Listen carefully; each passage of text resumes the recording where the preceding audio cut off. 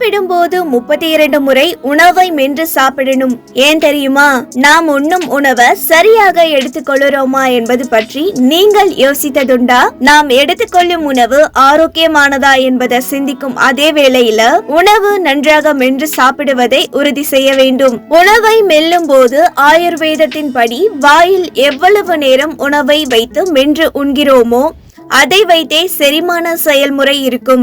மெல்ல தெரியாவிடில் ஒவ்வொரு வாய்க்கும் குறைந்தது 24 முறையாவது மென்று சாப்பிட வேண்டும் என கூறப்படுது. குறைந்தது 30 முதல் 40% அளவிலான உணவு 32 முறை மென்று சாப்பிட்டால் மட்டுமே உண்ட உணவு செரிமானம் அடையும். உணவிலிருந்து அதிகபட்ச ஆற்றலை பெற முடியும். இதில் உணவில் உள்ள தாதுக்கள் மற்றும் வைட்டமின்கள் போன்றவை உடலால் நன்கு உறிஞ்சப்படுகிறது. ஏனெனில் உமிழ்நீர் உள்ள செரிமான நொதிகள் உணவை உடைப்பதில் முக்கிய பங்கு வகிப்பதாக கூறப்படுது.